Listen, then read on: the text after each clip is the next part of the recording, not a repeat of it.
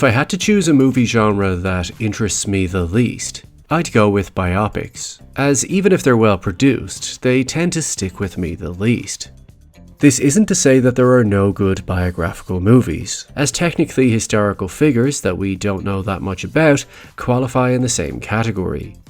But the worst offenders are biopics about famous celebrities we already know intimately, as given the amount of footage and information about this person we already have, these types of movies could and really should just be documentaries, as often the best moments of the film are when they show the real footage anyway. Because what are you actually adding to the story by recreating it with actors? It often feels like hollow fan service that has too many masters to please to say anything deep, meaningful, or original. So then, what is the point of biopics? Education, a trip down memory lane, further insight into what really happened. The obvious cynical answer is to make money and win awards, as movies are a business just as much as they're an art form. But let's take a deeper look at our relationship to these types of movies, what we think we want versus what we're most attracted to, and why, if this genre disappeared overnight, you would lose almost nothing creatively.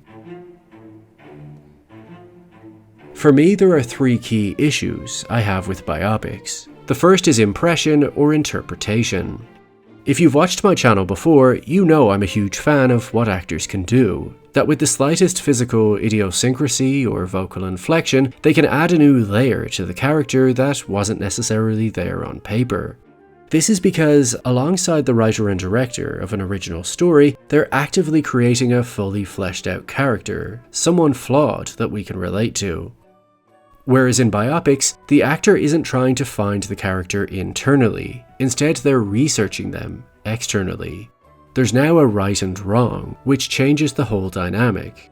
So rather than providing a fresh interpretation of who this person was or could have been, they're really tasked with doing a solid impression of them, as that's what helps to market the movie more than anything. Say the line, Bart! Well, I'd like to say how happy we are to be down here. It's a real honor for us to get a chance to appear on Louisiana Hayride. Yeah. If you asked the audience if they need the actor to look identical to the real person, they'd probably say no, as that makes it all sound very superficial. But once they know the celebrity in question, they get a real kick out of a clear physical resemblance. Guys, look at this. Side by side. That's Rami. As for whatever reason, we tend to want to believe that the actor really obsessively became this person for at least a while. This is the genius of the marketing for these movies, as we start selling the idea of what the movie could be back to ourselves. That with the right actor, they could theoretically add so many layers to the character. We could recreate certain moments from new angles and perspectives, and flesh out who this person really was. The possibilities are endless.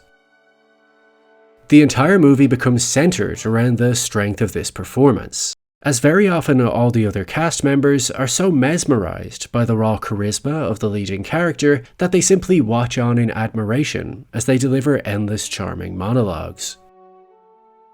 The clearest example of this is in Steven Spielberg's Lincoln, in which practically every scene involves everyone around him simply listening to the endless wisdom of the man, rather than truly engaging with him. These performances naturally attract a lot of awards, as audiences are so intuitively captivated by the closeness of the impression that it tends to be more valued than creating something iconic from scratch, which in many ways is more impressive.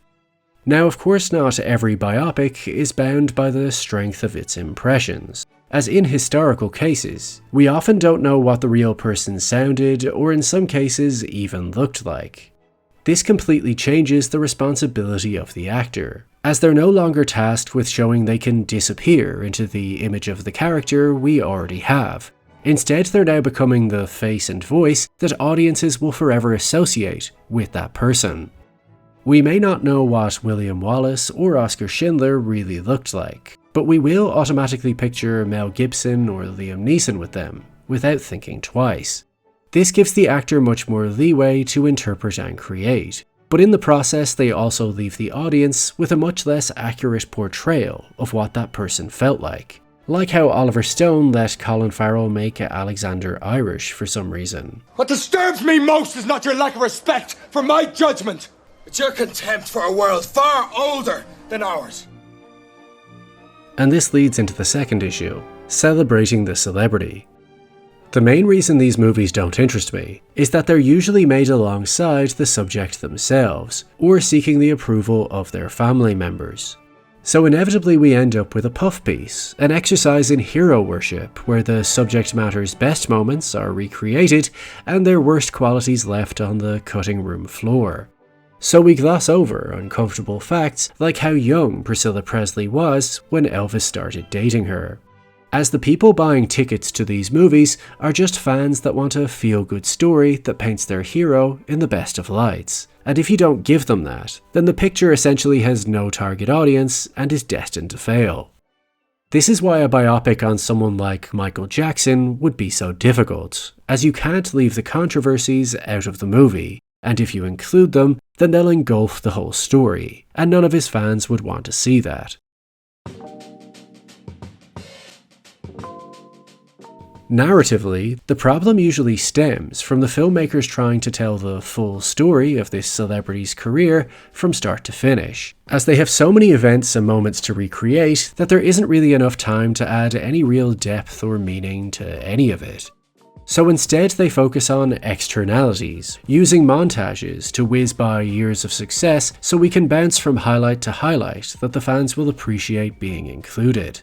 Rarely are there any daring creative choices. The cinematography is mostly bland wide shots and mid shots to let the performance do the heavy lifting.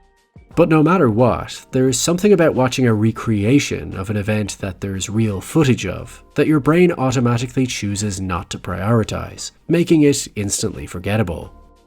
Which is why I end up wondering, why am I even watching this movie? Because more often than not, they all follow an identical story structure. From humble beginnings to blossoming success to sudden superstardom, a substance abuse problem, falling out with friends, and a cathartic performance at the end.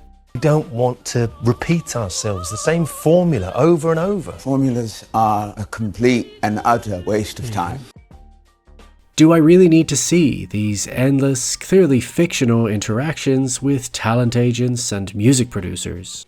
Or these clunky attempts to minimize the creative process to a simple revelation, so that the audience can say, oh wow, that's that piece I love, without really gaining any substantial insight into its creation. Hit the road, Jack, and don't you come back no more.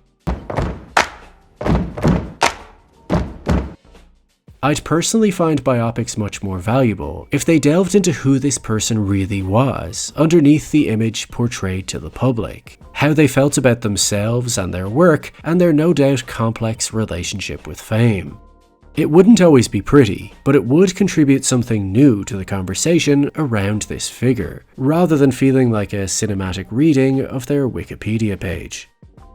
This is why I much prefer Danny Boyle's Steve Jobs to the Jobs starring Ashton Kutcher, or why Spencer was at the very least a more ambitious interpretation of Princess Diana than the more generic flop Diana, as both of these stories took moments in time to show the character's state of being, rather than trying to cram their entire life story into 2 or 3 hours. And it's frustrating because sometimes we see flashes of a better movie screaming to get out, that instead winds up buried under mountains of other superficial content. For instance, my favourite scene in Elvis was near the end, when the washed-up singer sits in the back of a car talking to his ex-wife, and she simply asks, "How are you doing?" In a 160-minute movie, this was the first time there had been any real breathing room to question the man behind the mask. How does he feel about the life and legacy he's built? That despite all of his success, the scene captures the tragedy of a man whose dreams actually came true, but still never quite fulfilled him. Where was this for the rest of the movie? Did we really need all those dizzying montages and bizarre Tom Hanks voiceovers, when the most human and memorable moments are right here? Not just behind the scenes, but behind closed doors, when he's capable of being vulnerable. This is why my favourite biopic remains Raging Bull. as the movie isn't a glossy account of his accomplishments inside the ring, but the violent beast he remained outside of it. How his destructive instincts destroyed not just his relationships, but his career, and in the end, his life. It is a true story, but it works as a movie even if it was pure fiction, because Scorsese made it feel intimate and personal dramatically, while still being cinematic when it needed to be.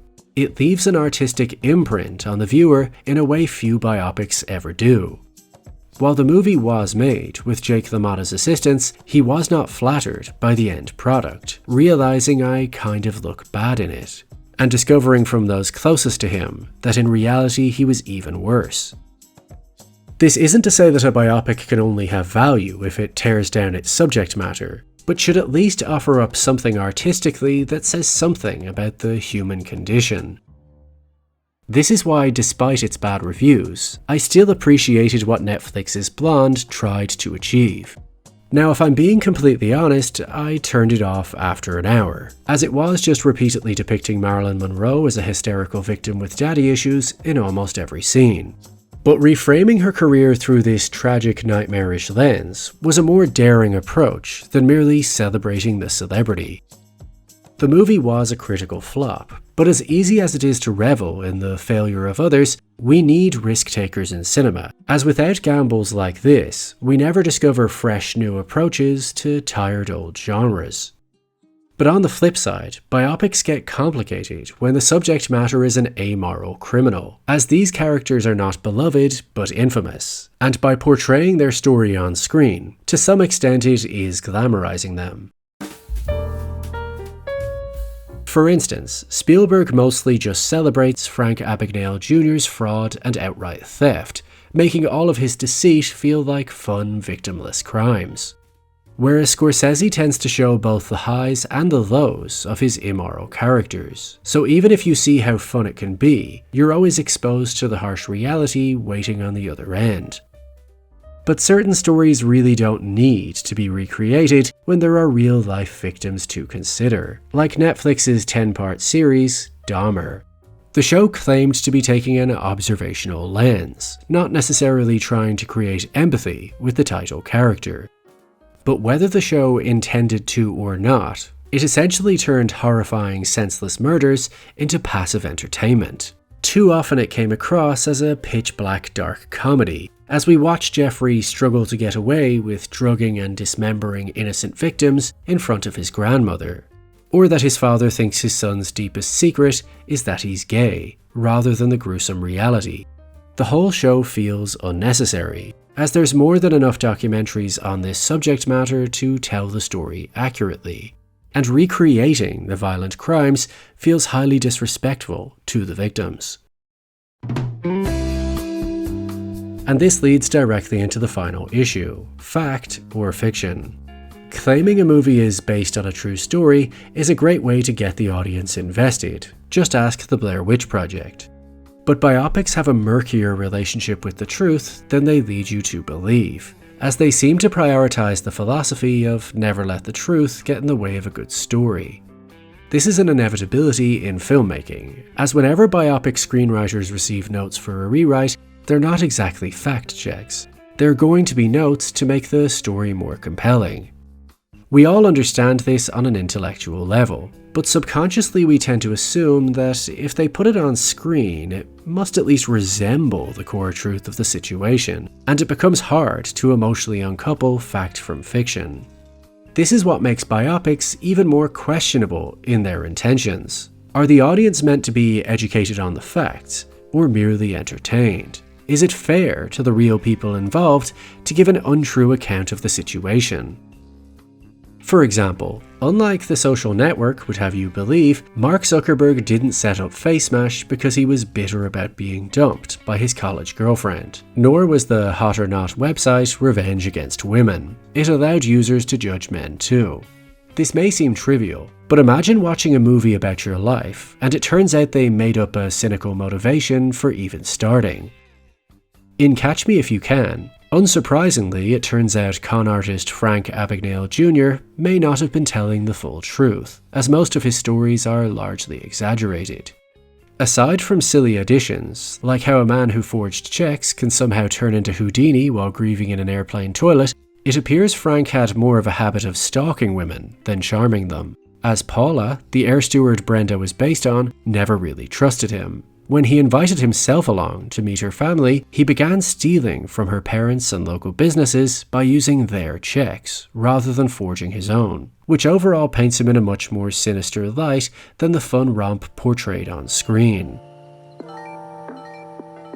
In Dahmer, Jeffrey's next-door neighbour Glenda is constantly calling and warning the police about his suspicious behaviour. But in reality, she didn't even live in the same building, let alone have such a consistent presence in the story. And Tracy Edwards, the man who managed to escape his apartment and led to his arrest, actually met Dahmer in a shopping mall with his friends, not a gay club. Where was it that you saw him in the late afternoon, early morning hours of July the 22nd? Grand Avenue Mall. And that was in Milwaukee. Okay, so the record is absolutely clear. You are not a homosexual, are you? No, not at all. This may seem unimportant, but this is likely the only time this man will ever be portrayed on television for his entire life. And for narrative convenience, as most of Dahmer's victims were picked up from gay clubs, he's now misrepresented in a series claiming to be based on fact. And finally, although this list is endless, the title name, Braveheart, was actually given to Robert the Bruce, not William Wallace. And in the movie, William has a romantic affair with Isabella of France, and it's suggested she's secretly carrying his child. A child who is not of your line grows in my belly. But in truth, the two likely never met, and if they had, she would have been just 3 years old at the time. So yeah, that's, let's just really hope that's false. None of this is to say that true stories aren't worth telling, as the truth can often be stranger than fiction and more captivating than fantasy. But the formulaic nature of most biopics leaves me scratching my head wondering what the point of all of this even was. If it is just meant to be telling the life story of a famous figure, then why not make a compelling documentary instead? If it is meant to be informative, then why are almost all the details surrounding the most basic facts twisted, made up, or misleading? And if it is meant to be in service of the fans, why not show them a deeper, more flawed portrait of the person they already know so much about, rather than serving up a greatest hits montage? Because by playing it so safe, the movie bypasses the opportunity to become memorable cinema, and instead joins the never-ending conveyor belt of passive, forgettable content.